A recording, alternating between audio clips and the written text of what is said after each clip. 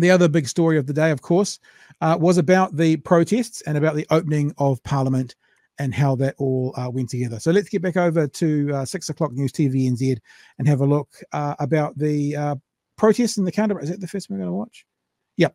How the protests affected the opening of Parliament.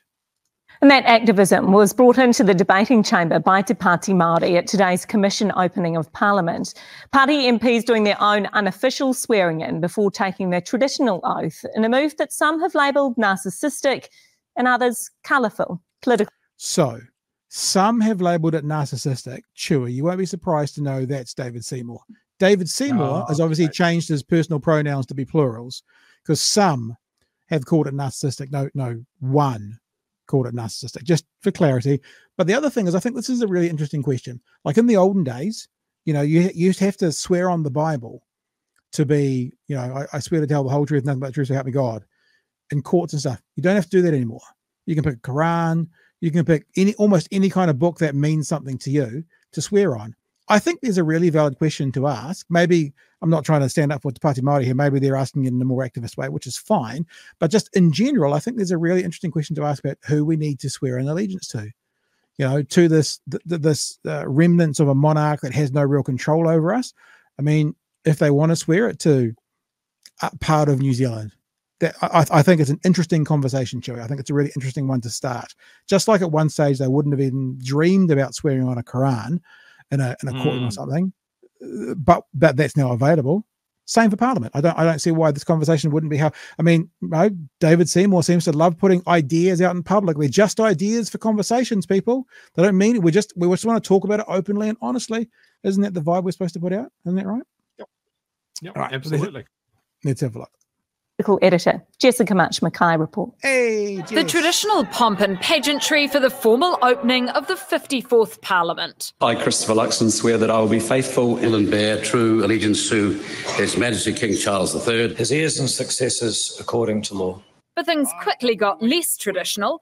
That I will be faithful and bear true allegiance to our mokopuna. The 6 Te Pāti Māori MPs swearing and signing up to their own oath before the official one.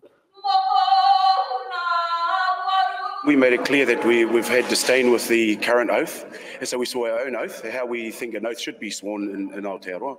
It should reflect Te Tiriti o Waitangi, but there also should be a commitment to our mokopuna. And the co-leaders want it to be permanent. There should be an option available. Yeah, we are tangata whenua. It is preposterous that the Māori Party should think that they are the authentic voice for Māori New Zealanders. Yelling out hoha, which means annoying or tiresome.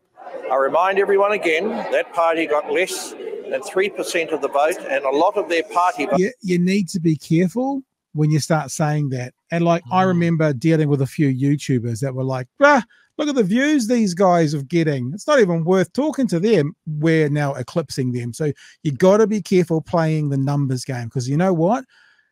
Labour and National could say exactly the same thing of you, Shane Jones. They only got 6% of the vote. So when you play the numbers game, at some stage, someone bigger and stronger can make the exact same argument about you. So that's why it's a weak argument, and it doesn't go to the substance of what they're saying. It goes to them basically going, because we're bigger, we're more important. I used to say that to people who were Fox News subscribers, and they like Fox News, and it was like, you know, Bill O'Reilly was the #1 show in the news form, and I'd go, yeah, but he's only got 1/10 the audience of SpongeBob SquarePants, so that means SpongeBob SquarePants is more important because he's got 10 million versus 1 million. It's a stupid game to play, Chewy. You want to chat to anything before I push play? He does live in a pineapple under the sea. That's true. SpongeBob SquarePants. All right. Ugh. A lot of them were hippies. It's narcissistic. Again, that party got less than 3% of the vote, and a lot of their party voters were not Māori. A lot of them were hippies. How much does that sound like old man shouts at the cloud? A lot of them are hippie dippy, drug smoking, flower loving hippie dipsters.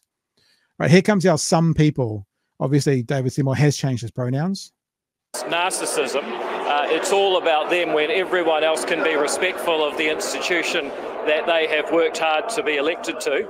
But I did notice that after all the theatrics, they still swore allegiance and signed up to make sure they get paid. I actually don't pay much attention to him. Did he speak? But this is not theatrics. This is about our cultural identity and expression in this house. I thought there was some flavour and colour to proceedings that sometimes can be less colourful. There was also this play on words. Kingi hare hare. Hare hare has multiple meanings. Oh, hare hare is another name for Charles. And it also means scab. Were you being a bit cute? Oh, no. Always. Never. Always. Well, I can't help it, the way you're born. But know this from me. I put my Māori language ability up against anyone in this house. And when I detect that the language is being used for cultural bullying, they're going to meet a bigger bully in the form of matua. He's that old uncle that's not used to being told off by a younger woman. There you go. And can I just say as well, maybe old Shane Jones needs to learn a thing or two.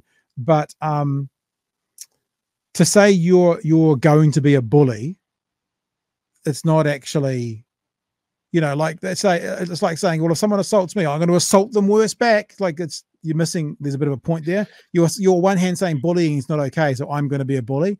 I just want to watch your messaging there. So just a thought. It's just really weird. Like, oh, you know, they've got to show respect for the institution. Do they? Do they? Do they have to show respect for the Crown? Have the Crown shown respect to Māori? Respect is earned. Like, yeah. I don't see a problem with this. I mean, I'm someone that sees a problem with why our elected officials have to swear an oath to an old man on the other side of the planet, apparently chosen by God. That's a little bit weird for me. And like when it comes to swearing oaths in this country, like I know, like if you are wanting to become a citizen of this country, you have to swear an oath to the king. That seems fucking weird to me. Like, why can there not be an alternative? There's an alternative if you go to court and you don't want to swear on the Bible. 100%. You know, so I don't see a problem with them swearing an oath to something that two things that seem a lot more relevant and a lot more important to this country, and for a politician to swear an oath to the mokopuna for the children that are going to come after them. It's pretty cool. I think is much more important because it shows that they understand that the things that they're voting on have downstream effects, and including the treaty in this, the New Zealand founding document. You know, again, important. Old man in a big house, chosen by God, other side of the planet, less important to me.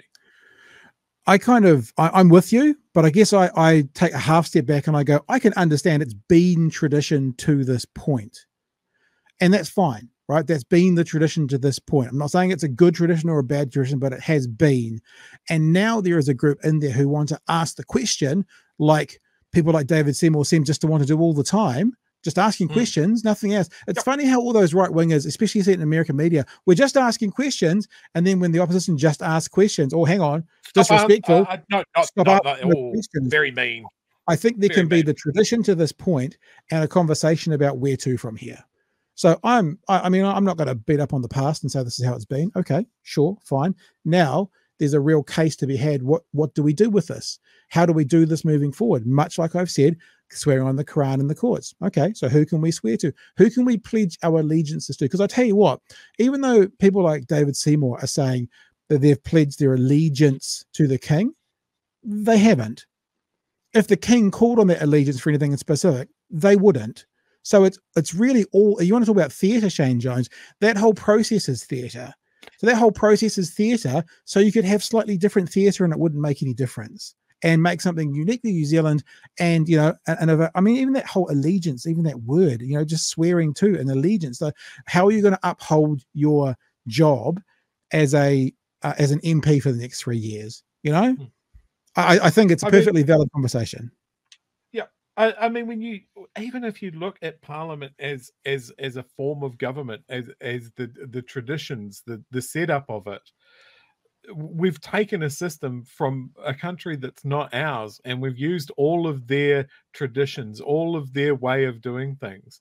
And so whenever we get a little bit of pushback or a change in tradition to reflect people of this country, it seems weird. And like Shane Jones is clearly put out. I don't know if he wants to wind the clock back to the true traditions, like powdered wigs and not having women in there. You know, sounds like it. It's just one. Like, he doesn't want. He doesn't want a particular woman in there, just one of them. Yeah, because she's going to make it very difficult for him. Yeah. I mean, I see Party Māori. Where did I see that comment? To Party Māori have the best drip. Yes, this is irrefutable every time. Dope as fuck. But yeah. whenever you see them sitting there, and we talked about this with Rawiri pushing back against the rule on ties, and now they've got Taonga there. Every time I see them, I go, that's New Zealand Parliament. You could scrub all the information off that image of David Seymour reading a piece of paper off a book and go, where did this happen? And you could go any Westminster-based democracy in the Western world. But you see Te Pāti Māori and you go, that's New Zealand. That's New Zealand. And this is what these guys keep forgetting. They keep wanting to go, oh, we're all equal and we only want to use it for commercial things. No, let's acknowledge the first people of this country and 20% of the population. I'm with you 100%. And so is Kiwi Rascal. Rawiri has sweet shoes, cool glasses, and awesome moko.